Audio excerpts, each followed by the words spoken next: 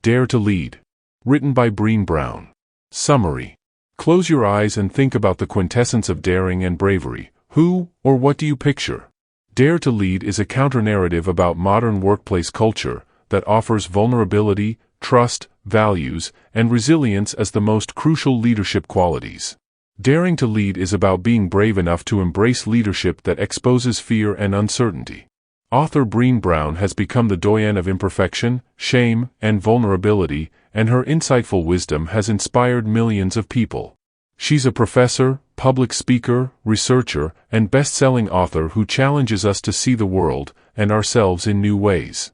We'll briefly look at Brown's critique of contemporary leadership styles and why bravery needs to be reframed.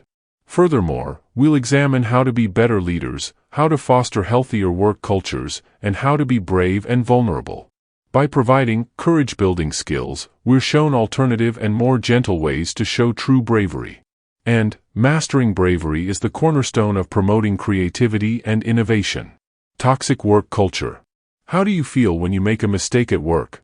For many of us, failure is something that we avoid at all costs, because we think it paints us as incompetent. So, when we do something wrong at work, we tend to make a move towards self-protection. Dan Coyle talks about group dynamics and chemistry in the Culture Code, and invites us to reflect on our own workplace culture. He shows how groups can either thrive or fail by analyzing safety and security, sharing, and story. A positive work environment is one where people feel safe, can be vulnerable and make mistakes, and have a shared vision. Unfortunately, the dominant culture that we've come to accept is based around the shame of failure, and this leads to very poor decision-making and performance.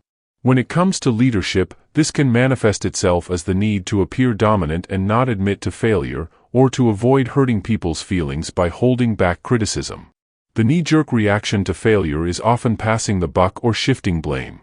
We feel that if we draw attention to someone else's negligence, we can deflect and decoy. We might also avoid owning up to it or having difficult conversations, which means that there's no motivation to find workable solutions. Or, for those of us who want everything to be perfect, we may avoid taking risks because we're terrified of failure. None of these behaviors are proactive, and they create a toxic work culture where people walk on eggshells and feel like imposters at their jobs. To change unhealthy or problematic leadership, you need to adopt the core values of bravery, and illustrate that being brave means being honest and completely vulnerable. True courage isn't combative or aggressive, it's empathetic. Vulnerability is a superpower. Being courageous and brave is all about showing vulnerability. We're so misguided about leadership, and Brown's advice is to take the opposite view of the narrative we've been given about traditional leadership. She asserts that a true leader is the first person who owns up to vulnerability. Brown's research has shown that being brave and courageous can't happen without feeling vulnerable. Through interviewing thousands of research participants about leadership, all of them admitted to feeling vulnerable while performing an act of courage. Being vulnerable means that we open ourselves up to other people's scrutiny, or we feel as if we're putting ourselves at risk. So acting out of bravery means that we're always going to feel vulnerable because we're risking something, be it our safety or reputation. So you can't have courage without vulnerability. So how do we go about dealing with anxieties and fears around vulnerability? The first thing we need to do is stop thinking that vulnerability is a weakness. It's quite the opposite. Weakness is, in fact, ignoring your feelings and vulnerabilities. Secondly, vulnerability and trust are a series of negotiations rather than an existing agreement. You don't have to trust someone entirely to be vulnerable, and being vulnerable doesn't immediately gain trust. Trust and vulnerability are exchanges that we make, and building trust and exposing vulnerability are processes that happen over time. Finally, vulnerability doesn't mean you have to disclose all of the skeletons in your closet. On the contrary, vulnerability means creating boundaries and operating within an appropriate context. Trade polite conversations for honest conversations. Having tough conversations is part of being a good leader. It's never easy having these types of conversations, but owning up to vulnerability is a way of making this process easier. Brown explains that kindness comes from clarity, and unkindness comes from withholding, avoiding, or tempering information. You have to say what you mean, and you have to avoid the temptation to be polite or sugarcoat things. Being honest doesn't mean being cruel or unkind, but it does mean being critical and offering clear areas where improvement is needed. It's unfair to hold people accountable when they don't know what areas they're struggling with. Another problem is that we often identify easy emotions as the ones we're struggling with. We could claim to be tired or stressed, which are often used as catch-all feelings that encompass a range of emotions. Understanding how the people around you are feeling is imperative to being able to respond appropriately and implement policies and changes that will help with overall well-being. Dealing with the ego. Stifling emotions and vulnerability doesn't foster a healthy work environment because it encourages the ego to step in. When we're operating in defensive environments, there's a huge temptation to strive to protect our egos. How often have you avoided trying something because you're afraid that you'll make a fool of yourself, not be good enough, or not live up to your expectations? Brown argues that our egos often influence us and make us nervous and anxious about our performance. Our search for perfection often prevents us from trying, because we're too scared of failing or making mistakes. Leaders should foster a work culture where employees aren't afraid to try and fail. There are 3 ways to do this. The first is to avoid rewarding any kind of defensive behavior. From a young age, we're often praised for not making mistakes, and we're taught to avoid failure at all costs.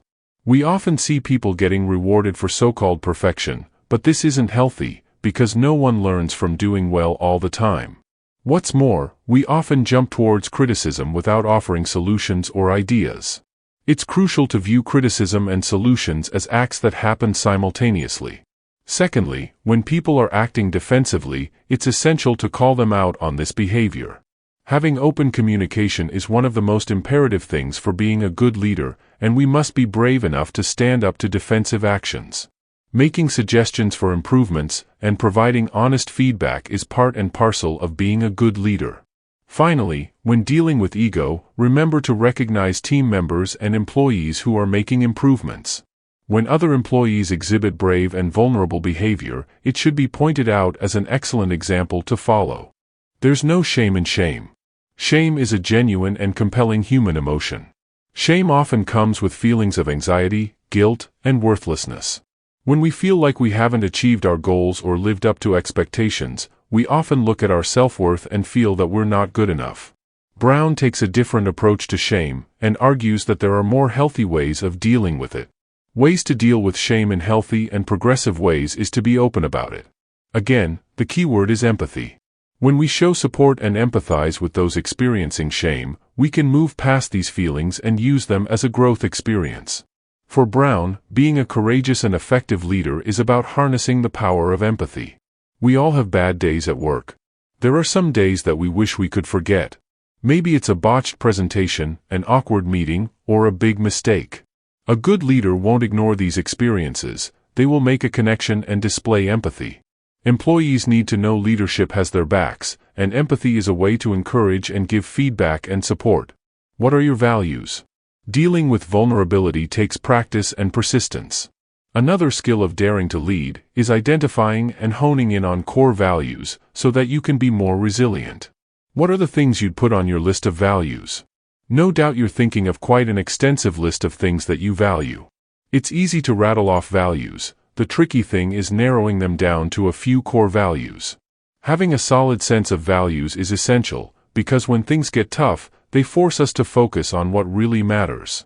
We often pick the easy route when faced with adversity, so having a clear sense of values allows us to focus on those. While it's a good idea to start with a list of values, the next step is to critically evaluate each of these and pick which 2 are the driving force. This takes some patience and discipline, but it's worth it, because a clear sense of values also allows us to communicate with others a lot more effectively. If company values are honesty and well-being, these could translate into open communication, critical feedback, and allowing employees to leave work at the workplace and avoid working overtime. Understanding core values allows everyone to self-evaluate and consider whether our actions align with what's important to an organization. Trust and connection. How trustworthy are you? Most of us consider ourselves to be trustworthy. However, in trust, there's always a weak link. In Game of Thrones, when Varys asks Tyrion how many others knew about Jon Snow's lineage, Tyrion tells him 8. Varys famously responds, "So it's not a secret, it's information." Knowledge is power, and trust is challenging to forge. Most of us avoid talking about trust issues and skirt around the subject. As with all things, Brown encourages us to acknowledge the proverbial elephants in the room and communicate feelings of trust and insecurity. A leader who dares to lead, communicates about trust, and doesn't gloss over weaknesses and potential problems. For example, a leader may not trust someone to take the lead on a project. However, instead of saying, "I don't trust you with this," she'll say something like, "Your time management is a problem, so we need to work on that for you to take the lead on this." Remember, for a team to trust each other takes time and is reflected through small and consistent acts. Being connected and having trust happen simultaneously, and this happens through open communication and being fearless. Braving. Often we want to appear strong, or we find it difficult to honestly critique other people because we're afraid of hurting their feelings. Creating trust and connection can be done through the acronym BRAVING. Boundary setting is vital for everyone. It allows us to say no, and know when we're pushing other people's boundaries. Having this sense of clarity is one of the first things we need to determine when building trust.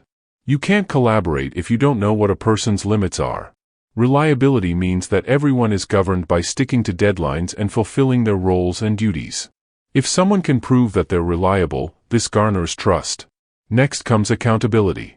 When we aren't reliable, we have to be held accountable for our actions, apologize when needed, and aim to rectify mistakes. Throwing others under the bus for our errors is one of the most untrustworthy things we can do. Vault closing means we can be trusted with secrets and information. If someone tells you something in confidence, we need to keep that information secret and not disclose anything that isn't ours to announce. This brings us to integrity. Integrity means sticking to our values even when it's complicated. Finally, there's non-judgment and generosity. Rather than being judgmental, be curious. Ask questions, find out why someone acted in the way they did. Don't jump to conclusions. And this leads us to generosity, which means working in a positive and empathetic manner. If you operate within the framework of braving, people will turn to you and respect you. And remember, leap into failure as quickly as possible.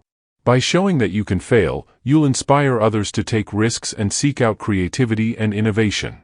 In conclusion, Dare to Lead is an incredibly human-centered approach to effective leadership.